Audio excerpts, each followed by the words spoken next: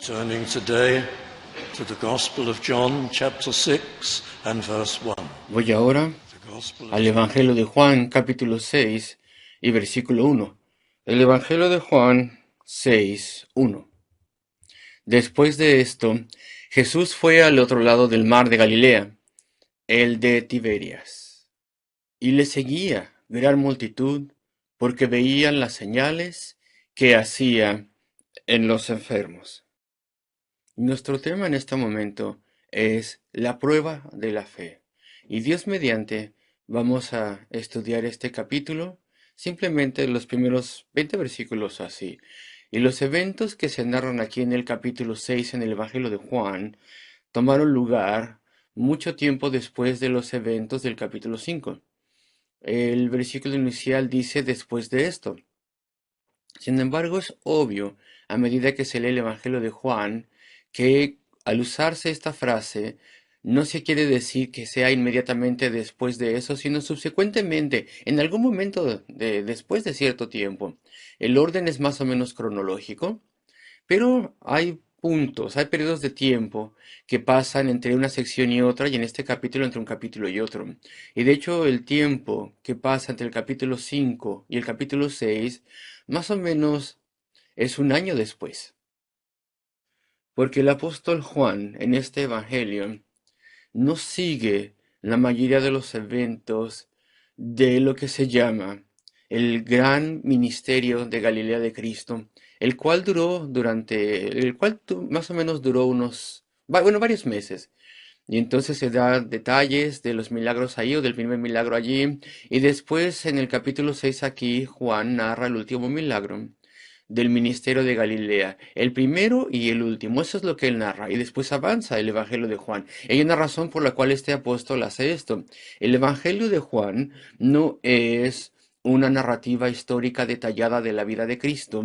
Mateo, Marcos y Lucas ahí nos explican mucho más del ministerio de Galilea, nos dan mucho más detalles, y entonces el Evangelio de Juan simplemente escoge ciertos eventos y después sigue la última parte del ministerio de Cristo, de modo que pueda mostrarnos su gloria más y su obra más y sus grandes enunciados espirituales. Y aquí se logra un gran efecto al narrar el primero y el último de los milagros de este ministerio galileo de 16 meses, y después se avanza de Galilea y directamente a Judá. Y entonces vemos una ilustración vívida del rechazo de Cristo, tanto en Galilea como en Judea. Y eso obviamente es uno de los propósitos. Este es el último de los evangelios, recuerden. Juan constantemente supone que nosotros ya sabemos los detalles, que tenemos la narrativa de los otros evangelios. Y entonces hay muchas pistas al respecto de esto, en el evangelio de Juan. Entonces aquí tenemos que pasa un periodo de tiempo. Después de esto, Jesús fue al otro lado del mar de Galilea, el de Tiberias. Iba del oeste al este y él iba por mar. Y vamos a leer un poco más a partir de los otros evangelios en un momento, pero el versículo 2. Y le seguía gran multitud, y cuando se dice esto, se nos está hablando de una ruta norteña que llegó un poco después de Cristo, sí, de que él llegase por mar. Y el primer encabezado es cómo de forma carnal se seguía a Cristo. Y vamos a ver diferentes encabezados. Cómo se seguía de forma carnal a Cristo, pero solamente así de forma carnal. Y Juan el Bautista había sido descabezado, había sido asesinado por Herodes, eso se nos dice en otros evangelios. Y entonces tenían dolor en el corazón los discípulos de Cristo. Y también el Señor Jesucristo mismo tiene que haber estado pues con tristeza. Y entonces Él cruza el mar para poder apartarse, para poder tener un tiempo de tranquilidad. Y bueno, sí pudieron tener un poco de tranquilidad, no mucho, porque las multitudes lo siguieron.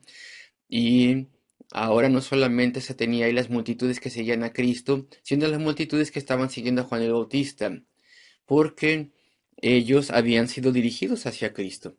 Y entonces las multitudes eran incluso mayores que antes. Una gran multitud le seguía. Y vamos a leer a su debido tiempo que por lo menos había 5.000 hombres, y después también habría habido mujeres y niños que se quedaron allí durante todo el día. Y dice, y le seguía gran multitud. Pero mira el versículo 2 entonces, porque veían las señales que hacía en los enfermos. O como dice el griego, porque estaban viendo sus milagros. Y bueno, es una pena que no se dice aquí, no se traduce así en español o en inglés. Sería muy poco común porque se hace un punto. No solamente veían los milagros, sino que los estaban viendo, sino que en ese momento estaban completamente absortos por la naturaleza espectacular de los milagros de Cristo. Estaban como de paseo, si tú quieres, estaban siguiéndoles, querían ver primero uno y luego el otro de los milagros, y veían los milagros, las señales que se hacían en los enfermos. Y eso era lo que les emocionaba en ese momento, y era el tiempo del año en que venía la Pascua, y las mentes de las personas estaban enfocadas en la redención, en aquella antigua redención de Egipto, en la redención prometida a través de un redentor y un Mesías, y pensaban al respecto de estas cosas, pero como ustedes bien saben, desafortunadamente, sus maestros de aquel entonces ya casi todos habían decidido que el redentor cuando vino o cuando viniera sería uno político. Y lo que sucedería es que serían librados de la ocupación romana y que se restablecería la nación en riqueza, prosperidad y poder. Y eso es lo que ellos anhelaban. Y con toda certeza, alguien que obrase milagros, pues lograría eso. Y es que no había habido alguien entre ellos, entre los judíos, que obrase milagros. Entonces ellos pensaban, alguien que obrase milagros seguro que sería el Mesías. Y le seguían, no solamente para ver los milagros y para que los miembros de su propia familia fueran sanados si fuera posible, sino que le seguían debido a que sentían que él con toda certeza sería el Mesías político que ellos anhelaban. Entonces se da la razón aquí en el versículo 2 y le seguían. ¿Por qué? Simplemente por las señales. Y de eso se trataba y nada más. Algo para el presente, algo para aquí, algo para este tiempo presente, para este mundo presente. Y eso es lo que ellos anhelaban. Y ellos no le estaban escuchando a Cristo cuando Cristo hablaba al respecto de arrepentimiento y perdón de pecados, lo cual él hacía constantemente. Y él hablaba y decía estas cosas, pero sus oídos estaban cerrados a esas cosas. Sus mentes estaban fijas y firmes en la posibilidad de un liberador posible de la ocupación romana. Ellos querían librarse de la ocupación romana y tenían deseo de que esos romanos se fueran y tuvieran prosperidad una vez más. Y entonces estaban de ese lado del lago y ellos le seguían a Cristo. Y veamos lo que pasa hoy en día. Hoy en día, entre los teólogos liberales, pasan cosas así y ellos creen que la fe cristiana sirve solamente para ver qué puede hacerse por este mundo presente, como si Cristo hubiera venido a hacer este mundo que fuera pacífico y próspero. Y eso ha sido así durante años. Durante años había sido así, un malentendido completo de la fe cristiana, pensando muchos que es algo solamente para ayudarnos aquí en el presente. Y entonces incluso eso lo vemos entre algunos cristianos que profesan la fe cristiana, por ejemplo en el mundo cristiano. Entre ellos tienen el Evangelio tal vez, y sin embargo la mayoría de las personas parece que están interesadas en lo que el Evangelio puede hacer por ellos en este mundo y quieren solamente disfrutar de forma extática las cosas. Quiero lo mejor de Dios para mí. Eso es lo único que quieren muchas personas. Es para que me levanten el presente y me sanen el presente. Y vemos la misma tendencia. No es exactamente lo mismo, pero vemos la misma tendencia que se muestra aquí. Había un seguimiento carnal y nada más. Las personas querían algo para el presente y nada más. Las personas querían demostraciones del poder en este mundo presente y físico. Algo que les ayudase a ellos de alguna forma. No estaban tan interesados en el arrepentimiento y en la remisión de pecados y en una vida cambiada y en la separación del pecado y la mundanalidad y en vivir por la gloria de Cristo, sino eran solamente para ellos. Y como ya dije varias veces, incluso en círculos evangélicos conservadores, hay mucho más interés en la felicidad presente, en lo que esto hace por mí, y no en separarse del pecado, no en una dedicación a Cristo. Entonces no nos tiene que sorprender que hubo un seguimiento masivo para poder obtener algún beneficio presente. Sin embargo, quiero avanzar al segundo encabezado, la prueba de la fe. El versículo 5. Cuando alzó Jesús los ojos y vio que había venido a él gran multitud, ahí estaban las personas con los discípulos, estaban en una colina, estaban sentados, y él les estaba instruyendo, sin lugar a dudas les explicaba muchas cosas, por ejemplo, al respecto de Juan el Bautista y su papel, su oficio, su cargo que tenía que hacer, y el antagonismo de Herodes que terminó en la muerte de Juan el Bautista. Y cuando levantó sus ojos vio a las multitudes a la distancia venían, y entonces selecciona a Felipe y le dice, ¿de dónde compraremos pan para que coman estos? Estaban en un lugar remoto y tenían cerca a Bethsaida. Algunas personas dicen, Felipe venía de Bethsaida, y la razón por la cual Cristo le preguntó a Felipe que dónde comprarían cosas es porque Felipe conocía la región. Sin embargo, él venía de otra Bethsaida, en Galilea, del otro lado del lago, perdón. Entonces Felipe era extraño en ese lugar, él no conocía esa zona. Y entonces, ¿por qué el Señor selecciona a Felipe? Y le dice, ¿de dónde compraremos pan para que coman estos? Y el versículo 6 lo explica, pero esto decía para probarle. No porque él fuera local, no, no es así, no es porque él sabría la respuesta, claro que no, sino era para probarle, para probar su fe, para poner a prueba su fe. Entonces la puesta a prueba de la fe.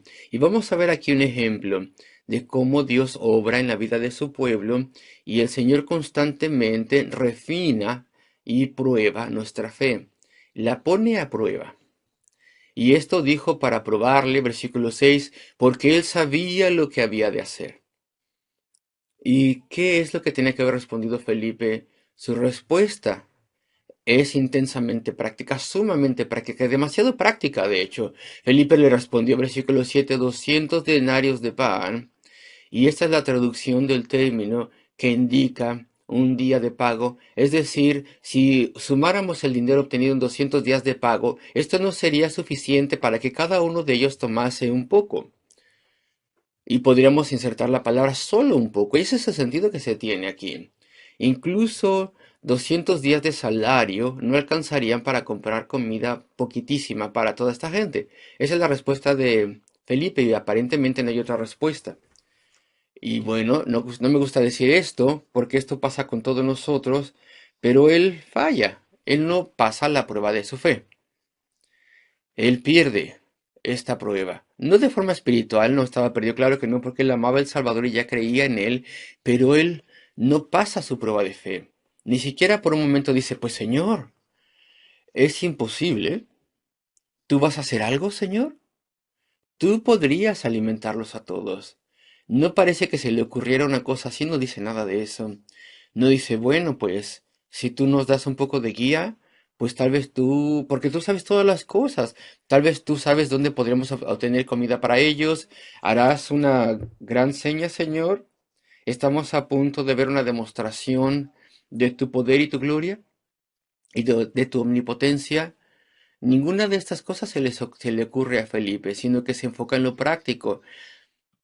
Tal cantidad de dinero no nos alcanzaría con esta multitud, y entonces él no pudo hacer nada más.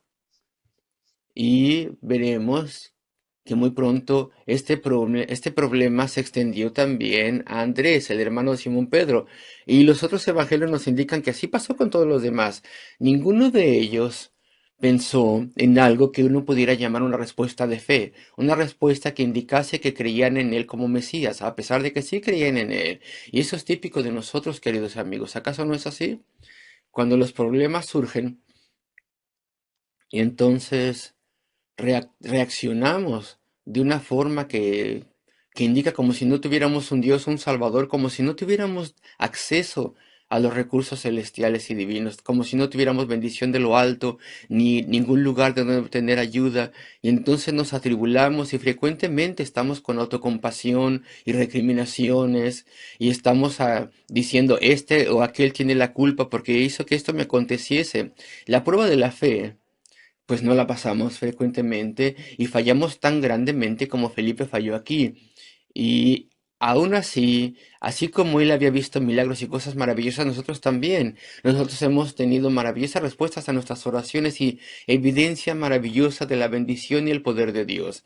Y frecuentemente, muy fácilmente nos desmoronamos y nos olvidamos que Dios está probando nuestra fe, de modo que Dios la pueda refinar. Y si no recordamos las bendiciones de Dios, y no meditamos al respecto de ellas, bueno, pues entonces fallaremos. Y esto pasa de muchas formas. Por ejemplo, una reunión, tal vez era una cosa esperada o tal vez no, tal vez fue una cosa al azar si tú quieres, con un familiar o con un colega del trabajo y hablas de diferentes cosas y estuviste solo con esa persona y después de tiempo la conciencia te habla y dices, no dije nada útil para esa persona, no utilicé esto como para que fuera una conversación espiritual, he perdido mi oportunidad, nunca se me ocurrió y fallamos la prueba de fe. No actuamos, no nos comportamos, no testificamos como creyentes. Lo mismo pasa aquí.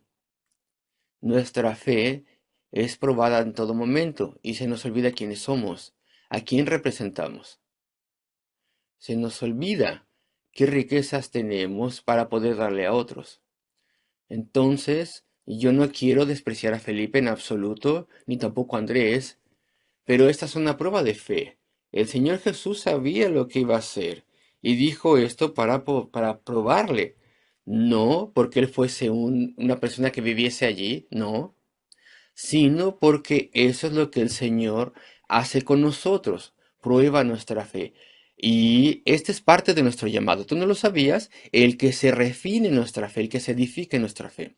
Y entonces esta fe no es edificada sin que pensemos y reflexionemos. No es edificada sin que nos autoexaminemos y sin que nos retemos nosotros mismos. Entonces aprendemos estas cosas a partir de la forma en que el Señor lidió con sus discípulos. Y quiero llevarles algunas partes de la Biblia, porque entre el versículo 7 y el versículo 8 hay toda una historia que leemos en los otros evangelios. Y yo creo que, y yo creo que este es el orden. Yo creo que el versículo 7, donde dice, a Felipe se le pregunta y él responde. Y antes del versículo 8 diferentes cosas parecen que sucedieron. Y voy a ir al Evangelio de Marcos capítulo 6 versículo 32. Y vamos a ver los eventos que sucedieron aquí. Bueno, el versículo 32 dice, y se fueron solos en una barca a un lugar desierto. Eso les llevó a ese lugar solitario junto a Bethsaida en el lado este del Jordán. Pero muchos los vieron ir y le reconocieron, y muchos fueron allá a pie desde las ciudades, y llegaron antes que ellos y se juntaron a él. Y salió Jesús, y vio una gran multitud, y tuvo compasión de ellos, porque eran como ovejas que no tenían pastor, y comenzó a enseñarles muchas cosas. ¿Te das cuenta? Aquí está la conversación con Felipe. Y eso está en la mente de los discípulos que Felipe dijo, tú no puedes alimentar a estas personas con una gran cantidad de dinero. Y después de ese día de predicación del versículo 35, cuando ya era muy avanzada la hora, sus discípulos se acercaron a él diciendo, el lugar es desierto y la hora ya muy avanzada, despídelos para que vayan a los campos y alrededor y compren pan, pues no tienen que comer. Respondió y les dijo, dadles vosotros de comer. Y en ese momento Juan nos dice que es Andrés. Ellos le dijeron que vayamos dice, que vayamos y compremos pan por 200 deneros y les demos de comer. Y les dijo él, ¿cuántos panes tenéis? Id y vedlo. Y al saberlo dijeron, Andro dijo 5 y 2 peces. Y les mandó que hiciesen recostar a todos por grupos sobre la hierba verde. Y voy a leer un poco más antes de volver al Evangelio de Juan. Quiero ir a Lucas 9, versículo 10. Versículo 11. Cuando la gente lo supo que él se había ido a Bethsaida, del lado oeste, le siguió. Y él les recibió y les hablaba del reino de Dios. Y escuchen esto, y sanaba a los que necesitaban ser curados. Entonces había milagros de sanidad en ese momento, allí en esa colina de Bethsaida.